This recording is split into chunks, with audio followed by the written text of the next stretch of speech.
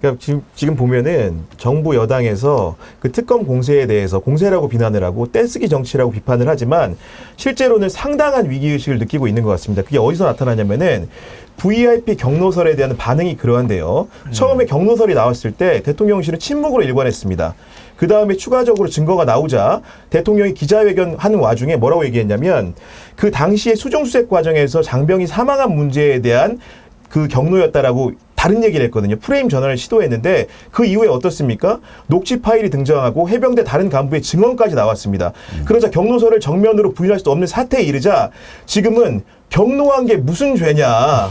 대통령이 경로할 수 있는 거 아니야. 직무 수행 중에. 이런 엉뚱한 얘기를 하고 있는 거거든요. 이제 자백이 나오는 거예요. 그런 겁니다. 네. 그런 상황이기 때문에 결국 VIP 경로설에 대한 반응 여하가 달라지는 것을 보면 지금 대통령실도 상당한 위기의식을 느끼고 있다는 평가가 가능할 것 같습니다. 위기의식을 못 느끼니까 그따위 소리가 나오는 거 아니에요? 아니, 근데 요거는 제가 조금 정리를 해드려야 될 것 예. 같은데 이 사건에 전개되는 어떤 하나의 이 서사가 있어요.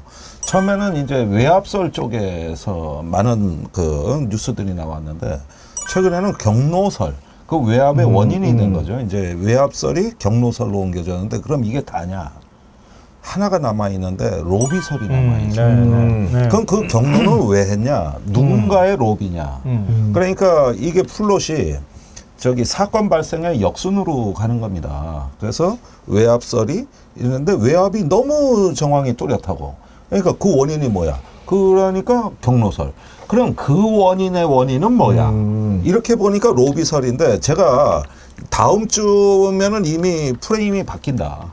이제는 로비 여부로 쟁점이 옮겨가게 되는데 왜냐하면 경로도 이제 거의 해결이 된 거거든요. 우리 입장에서는. 뭐 한 거 사실이니까. 그러면 그 경로는 왜 했고 어떤 방향으로 작용이 되느냐 하는데 저는 이 사건은 성공한 로비 사건이라고 감히 규정합니다. 이거는 저 인사 로비 사건이고 애시당초 저 수사는 나중 문제고 임성근 사단장이 그 저 보직 해임되는 것을 막으려고 긴급하게 손을 쓴 1차 임성근 구하기가 있었고 이 두 번째 임성근 구하기가 요 부분이 이제 아직 좀 많이 주목되지 못한 건데 보직 해임 시키려고 관저대기 시켜놓은 걸 사후에 휴가 처리를 한 거거든요. 그런데 예, 결국은 2차 임성근 구하기예요. 이제 인사 행정적인 뒷받침까지 해줘요. 자, 세 번째가 있다는 거예요. 이게 결정적인 건데 여기서 이제 경로설이 로비설로 옮겨가는 연결고리가 드디어 나타났습니다. 그 오늘 아침에 박정훈 대령 재판의 변호인들이 예. 일제히 방송에 나와가지고 지금까지 볼 수 없었던 새로운 주장을 하기 시작했다는 예. 거예요.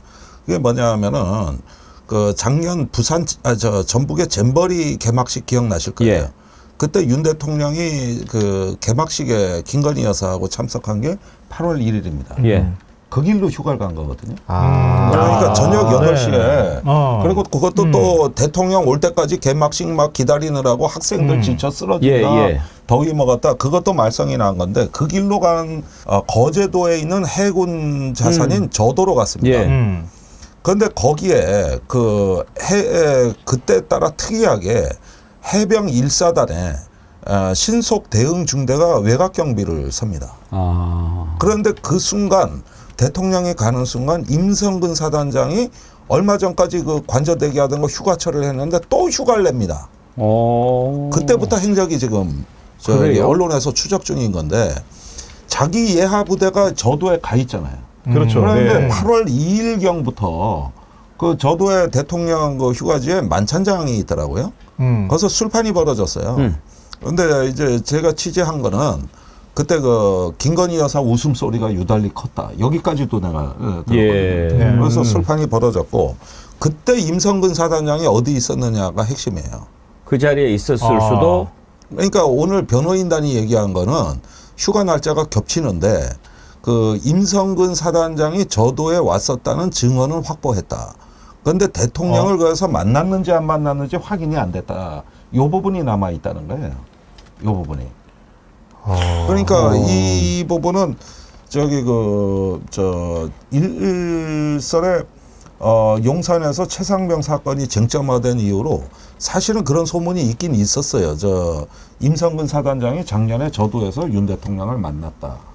이런 이야기들은 제가 또 익히 듣던 얘기인데 예. 이걸 조금 더 구체적인 정황으로 한번 살펴봐 보자. 그러니까 뭐가 해병대가 신속대응 중되면 1사단의 최정예 병력이거든요. 네. 거기가 휴가 전부터 출동해 있었고 사단장이 그걸 점검했고 이러면서 공교롭게도 휴가 날짜가 똑같고 그 다음에 8월 2일 날 굉장히 의미 있는 일이 하나가 벌어지는데 우리가 그냥 공수처 수사에서도 좀 흘려봤던 부분인데 그 8월 2일 날 밤 늦게 김계환 사령관하고 예. 임성근 사단장 사이에 장시간 통화한 기록이 나왔습니다. 그러면 휴가 간 첫날 왜 장시간 전화 통화를 했겠냐는 것이죠. 예. 그러니까 아마도 그때 저도와 관련돼 있는 것인가 이 부분인데 오늘부터 언론이 이 부분을 임 사령관하고 임 사단장하고 김계환 사령관한테 질문이 지금 퍼붓고 있는 예. 지금 현재 상황이다. 이것이 후속 보도로 이어질 개연성이 다소 있다.